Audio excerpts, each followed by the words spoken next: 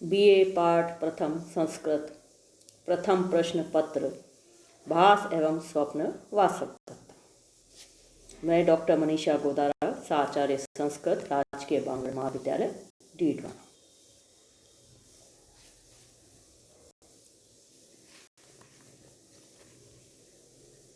कविता कामिनी के मधुरहास महाकवि भास संस्कृत साहित्य के नाटककारों में अग्रगण्य तथा संभवतः सबसे प्राचीन है।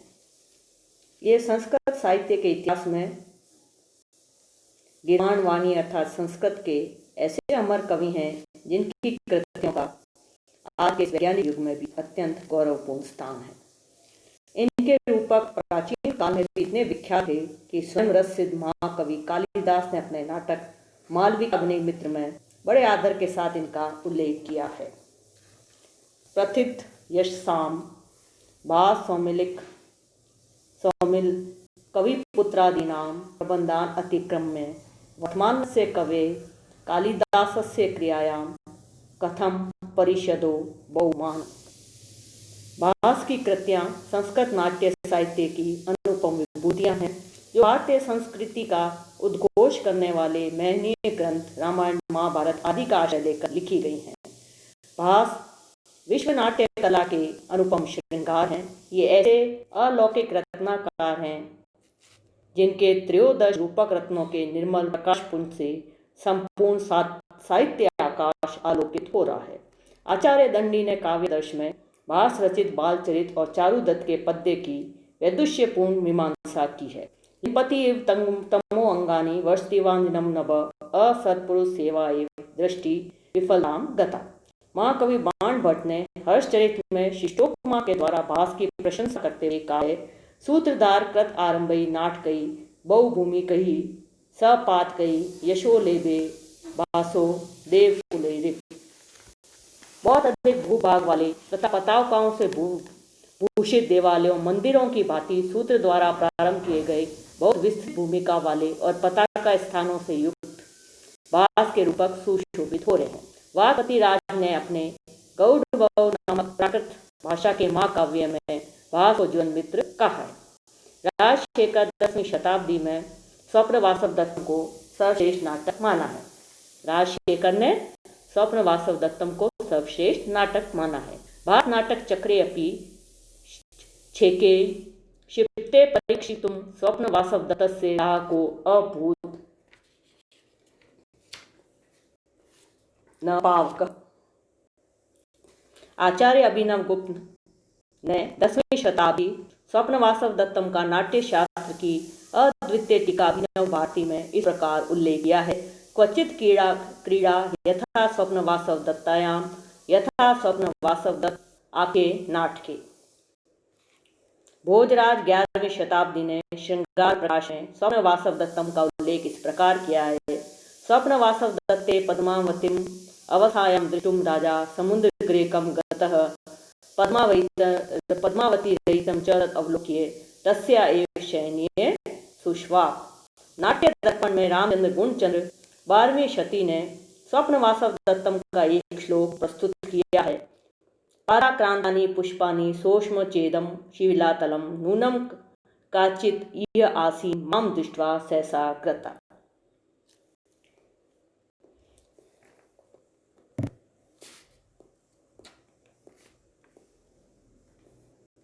नाटककार जयदेव ने प्रसन्न राघवम नाटक के आरंभ में भास को कविता कामिनी का हास कर भासो हास कवि कुलगुरु कालिदासो विलासः। भास का काल निर्धारण।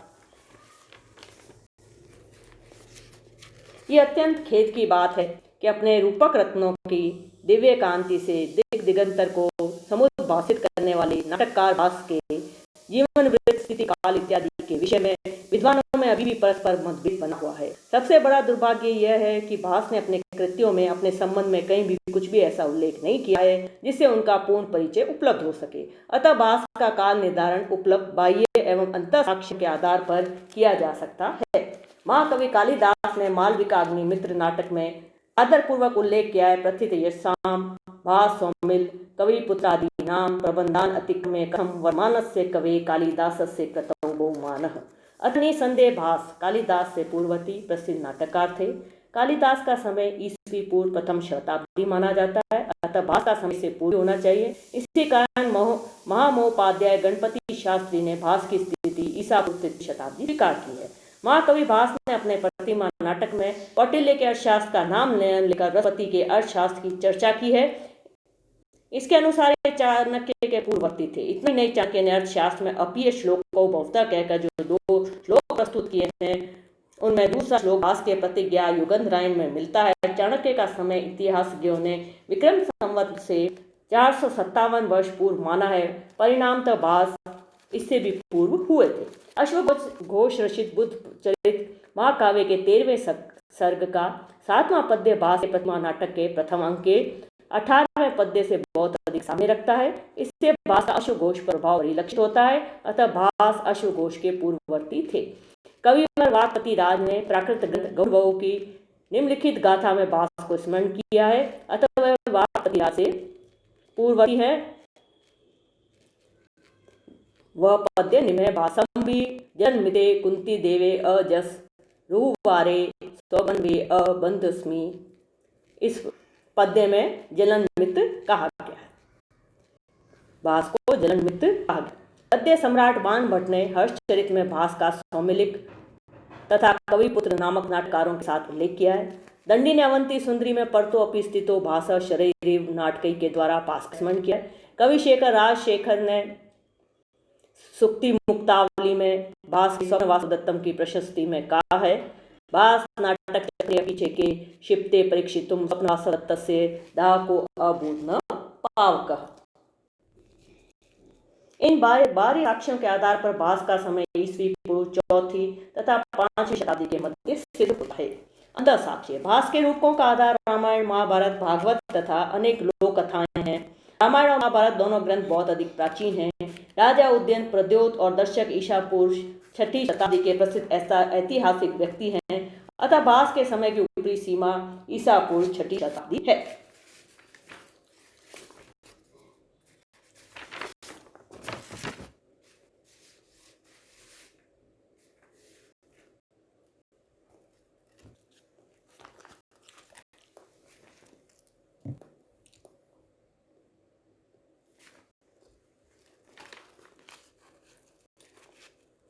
अभिमाट, प्रतिज्ञा युगंधरायण और स्वप्न वासुदत्तम नाटकों में ऐतिहासिक तथ्य मिलते हैं। राजगृह का राजधानी के रूप में और पाटलिपुत्र का साधारण नगर के रूप में वर्णन इस तथ्य का द्योतक है कि भास ईसा की 5वीं शताब्दी के थे।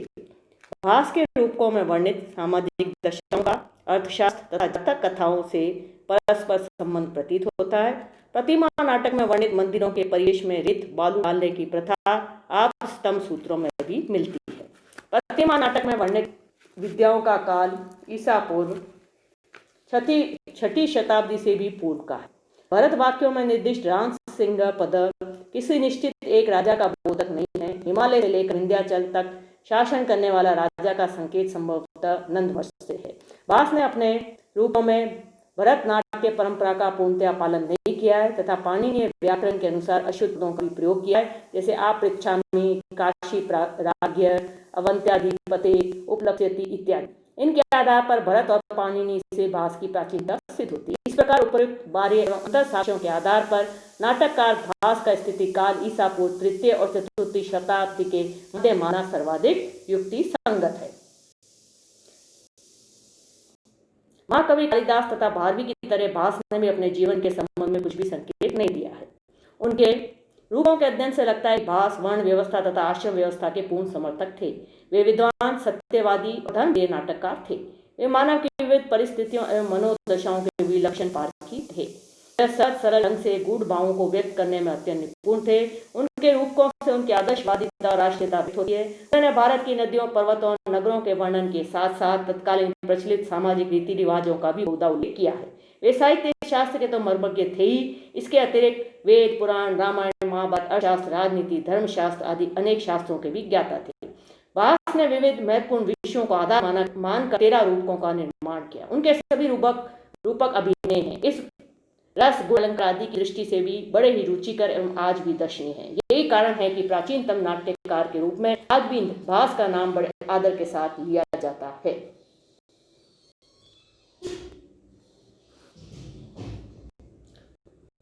यद्यपि कुछ विद्वानों का कहना है कि भास के द्वारा लिखा केवल एक नाटक स्वप्न वासवदत्तम ही है, किंतु प्रबल प्रमाण के अभाव में यह मत मान्य नहीं हो सका। कवि राजशेखर ने लिखा है कि नाटकों की अग्नि परीक्षा के समय संपूर्ण भास नाटक चक्र में से स्वप्न वासवदत्तम नाटक ही सुरक्षित बच पाया था। राजशेखर के कहने का यह आशय प्रतीत होता है कि तत्कालीन संपूर्ण संस्कृत नाटकों का मूल्यांकन करने पर भास के रूपकों में से स्वप्न वासवदत्तम ही सर्वश्रेष्ठ नाटक माना गया था।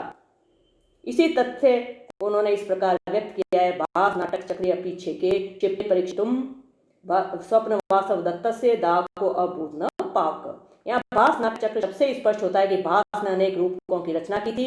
भास के नाटकों में कई समान वाक्य तथा समान पद्य दृष्टिगोचर होते हैं, जैसे बाल चरित, अभिषेक, उरु, भंग, स्वप्न वासवदत्त, दूत वाक्य, मध्यम व्यायोग आदि में निम्नांकित वाक्य समानतया उपलब्ध होता है। एवं आर्य मिश्रान विज्ञाप्यामि अये किम खलु मयि विज्ञापन विग्रे शब्द इव श्रूयते।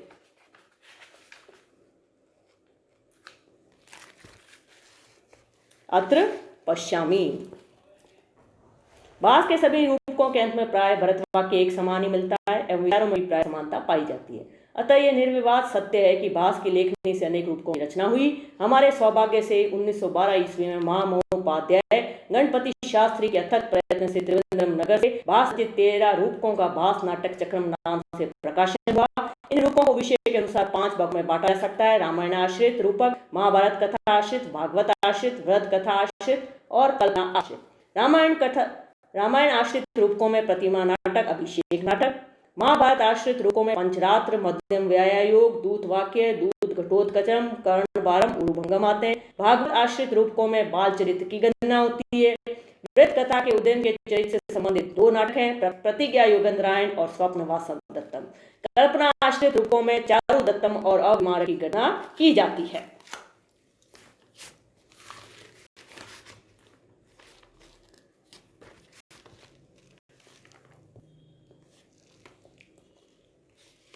भास के रूपों का हम संक्षिप्त परिचय प्रस्तुत करेंगे।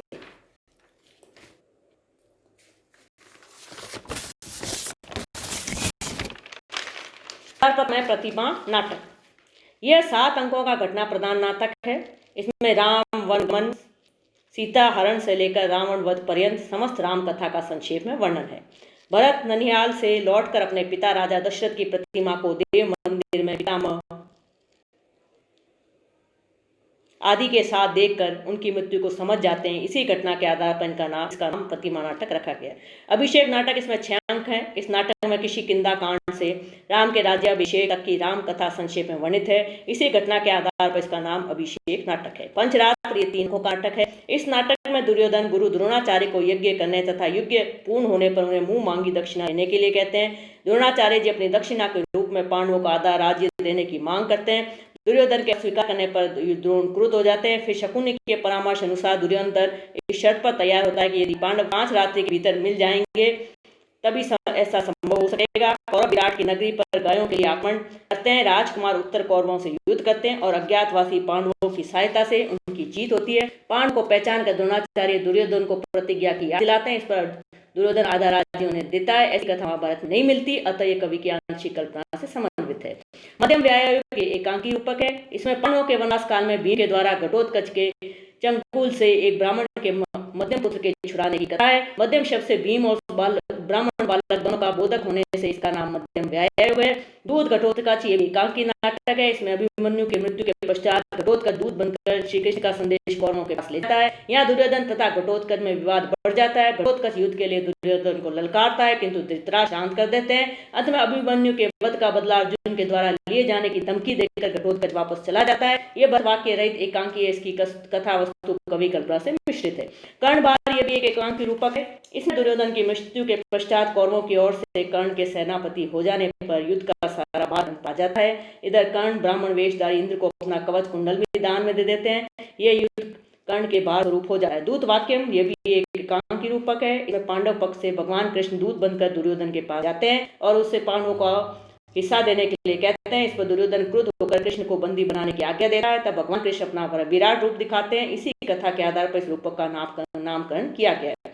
ये प्राकृत भाषा से थे। उरुभंग भी एकांकी है। इसमें द्रौपदी के अपमान के प्रतिकार स्वरूप भीम के द्वारा दुर्योधन के जंगा तोड़ने की कथा वर्णित है। संस्कृत साहित्य में केवल यही दुखांत रूपक उपलब्ध होता है। इसमें नाट्य शास्त्र की परंपरा का उल्लंघन किया गया है। बाल चरित ये 5 अंगों का रूपक है। इसमें भगवान श्री कृष्ण के जन्म से कंसवध पर्यंत की कथा वर्णित है। इस प्रकार इसमें मुख्यतया भगवान कृष्ण की बाल लीलाओं का वर्णन होने से इसका नाम बाल चरित रखा गया है। चारुदत्त ये 4 अंकों का नाटक है। इसमें एक निधन किंतु उदार ब्राह्मण चारुदत्त एवं उज्जैनी की प्रसिद्ध सुंदरी गणिका वसंत सेना की सात्विक प्रणय कथा है। नायक के नाम पर ही नाटक का नामकरण किया गया। इसी के आधार पर महाकवि शूद्रक ने मृच्छकटिकम की रचना की। अविमारक इस 6 अंकों के नाटक में राजा कुंती भोज की पुत्री रंगी और सौवीर राज के पुत्र के विवाह की कथा वर्णित है। राजकुमार विष्णु सेन का ही दूसरा नाम अविमारक है। विष्णु सेन ने किसी समय अविभीर रूपधारी राक्षस को मारा था। इसी कथा के आधार पर इसका नामकरण किया गया है। प्रतिज्ञा योगेंद्रायण इस 4 अंकों के नाटक में राजा उदयन के द्वारा उज्जैनी की राजा प्रद्योत की कन्या वासवदत्ता के हरण की कथा वर्णित है। उज्जैनी की राजा प्रद्योत उदयन को अपनी राजकुमारी वासवदत्ता के साथ विवाह कराने के लिए छल पूर्वक आखिर के समय बंदी बनाकर लाते हैं। वासवदत्ता को वीणा सिखाने के लिए उन्हें अंतःपुर में रखते हैं। उसी समय उदयन का मंत्री योगेंद्रायण उदयन को छुड़ाने और वासवदत्ता के साथ उन्हें विवाह कराने की प्रतिज्ञा करता है। इसलिए इसका नाम प्रतिज्ञा योगेंद्रायण पड़ा। इसी प्रतिज्ञा के फलस्वरूप योगेंद्रायण की योजना के अनुसार उदयन का वासवदत्ता के साथ विवाह होता है। स्वप्न वासवदत्ता ये 6 अंकों का एक घटना प्रधान नाटक है। इसमें वत्सराज उदयन और अवंती नरेश की राजकुमारी वासवदत्ता के स्वप्न में मिलने की घटना वर्णित है। इसी कारण इसका नाम स्वप्न वासवदत्तम है। उज्जैनी नरेश प्रद्योत के राजमहल से वासवदत्ता का हरण कर उदयन अपनी राजधानी कौशाम्बी लाने के बाद उसमें अत्यंत आसक्त हो गए। फलतः उन्होंने राज्य कार्य भी अपने मंत्रियों पर छोड़ दिया। इस अवसर का लाभ उठाकर शत्रु आरुणि ने आक्रमण करके वत्सराज का अधिकांश भाग छीन लेता है। तब राज्य को पुनः प्राप्त करने के लिए मंत्री योगेंद्रायण मगध नरेश की कन्या पद्मावती के साथ उदयन का विवाह करना चाहते हैं। एक दिन उदयन के शिकार खेलने जाने पर योगेंद्रायण महारानी वासवदत्ता को मनाकर अपने तथा वासवदत्ता की आग में जलकर मरने की बात सर्वत्र फैला देते हैं और वासवदत्ता को मगध राजकुमारी पद्मावती के पास धरोहर के रूप में अपनी बहन बनाकर रख देते हैं। तदनंतर उदयन का पद्मावती के साथ विवाह हो जाता है। एक बार स्वप्न में वासवदत्ता को देखकर उदयन की स्मृति ताजा हो जाती है। उधर उदयन का सेनापति रुममान मगध देवेश्वर की सहायता से आरुणि को हराकर राज्य वापस छीन लेता है। उचित अवसर पाकर योगेंद्रायण के सत प्रयास से वासवदत्ता और उदयन का पुनर्मिलन होता है।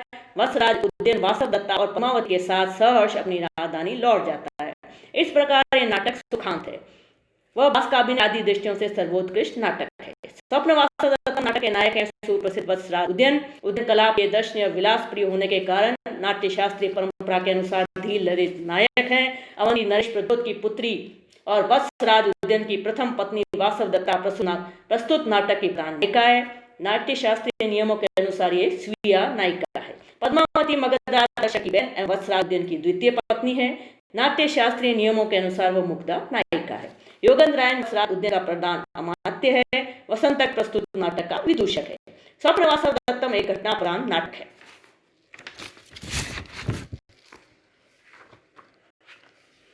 स्वप्न वासवदत्तम नाटक स्वप्न वासवदत्तम नाम की सार्थकता। नाम कार्यम नाटकस्य गर्भितार्थ प्रकाशम। इस उक्ति के अनुसार नाटक का नाम विशेष गर्भित अर्थ को प्रकाशित करने वाला होना चाहिए। नाटकों के नाम किसी घटना विशेष या प्रधान पात्र के आधार पर रखे जाते हैं। स्वप्न वासवदत्तम एक घटना प्रधान नाटक है। इसमें 4 घटनाओं का समावेश हुआ है। प्रथम अंक में ब्रह्मचारी का प्रवेश, चतुर्थ अंक में राजा और विदूषक की वार्ता, पंचम अंक में स्वप्न का दृश्य तथा षष्ठ अंक में सभी पात्रों का सुखद मिलन। इन चारों घटनाओं में पंचम अंक का स्वप्न का दृश्य प्रस्तुत नाटक की सर्वाधिक महत्वपूर्ण घटना है। इसमें राजा उदयन की स्वप्न अवस्था में रानी वासवदत्ता से भेंट होती है। भास ने अपनी विलक्षण प्रतिभा से इसे अत्यंत कलात्मक ढंग से प्रस्तुत किया है। इस मिलन से वासवदत्ता के चिर वियोग व्यथित हृदय को संतोष मिलता है तथा राजा को वासवदत्ता के जीवित रहने का सुखद आभास। अपहृत राज्य की राजा के द्वारा पुनः प्राप्ति ही इस नाटक का मुख्य उद्देश्य है। उक्त घटना नाटक के उद्देश्य की पूर्ति में सहायक है, नाटक का केंद्र बिंदु है। इस नाटक के दो नाम प्राप्त होते हैं, स्वप्न नाटकम और स्वप्न वासवदत्तम, किंतु सर्वाधिक प्रसिद्ध नाम स्वप्न वासवदत्तम ही है। नाम की व्युत्पत्ति, स्वप्ने दृष्टा वासवदत्ता स्वप्न वासवदत्ता, स्वप्न वासवदत्ताम अधिकृत्य कृतम नाटकम स्वप्न वासवदत्तम। इस प्रकार भास ने बड़ी सूझबूझ से इस नाटक का उत्कंठावर्धक एवं अत्यंत सार्थक नाम स्वप्न वासवदत्तम रखा है। यह संस्कृत साहित्य का सर्वश्रेष्ठ सफल नाटक है। इसमें पात्रों के चरित्र का उत्तरोत्तर विकास एवं मनोवैज्ञानिक विश्लेषण दर्शनीय है। नायक उद्यन का चरित्र पत्नी व्रत का पवित्र आदर्श है। वासवदत्ता निस्वार्थ पति परायण तथा पति के लिए स्वस्थ त्याग देने वाली आदर्श पत्नी है। उसी भांति उच्च विचारों वाली पद्मावती भी नारी जगत का श्रृंगार है। योगेंद्रायण एक स्वामी भक्त कर्तव्यनिष्ठ आदर्श अमात्य है, जो राजा के हित में अपना हित समझता है। मंत्री रुमणवान का व्यक्तित्व भी कम नहीं आंका जा सकता, जो राजा की रक्षा में प्राणपण से लगा हुआ है। रस भावों की शिष्ट एवं परिष्कृत अभिव्यक्ति तथा नव नव कल्पनाओं से परिपूर्ण कवित्व शक्ति को देखकर इस रसिक का मन मयूर नहीं नाच उठेगा। भास मानव हृदय के विविध विकारों एवं प्रकारों के अद्वितीय पारखी हैं। इनकी लेखनी में निर्जीव को सजीव तथा नीरस को सरस बनाने की अद्भुत क्षमता है। भास अभिनय कला के स्पंदन को पहचानते हैं। यही कारण है कि इनके रूपकों में स्वयं अभिनय जन्य रस स्यंदित होता रहता है। यद्यपि इस नाटक के अंग रूप में वीर, शांत एवं हास्य आदि का भी वर्णन हुआ है, किंतु प्रधानतया रस राज श्रृंगार का परिपाक हुआ है। वासवदत्ता की वियोग अग्नि की कसौटी पर नसीम प्रेम को परखने के बाद नाटककार ने पुनर्मिलन कराया है, क्योंकि वियोग के बाद ही संयोग का सच्चा सुख मिलता है। लाके घटनाओं की मनोरम संगति तथा विधि के विधान के अनुसार दुख की सुख के रूप में परिणति दिखाकर भास ने बताया है कि संसार में सुख दुख रथ के पहिए की भांति ऊपर नीचे होते रहते हैं, बदलते रहते हैं। अतः विपत्ति में धैर्य नहीं खोना चाहिए और संपत्ति आने पर मिथ्या गर्व नहीं करना चाहिए।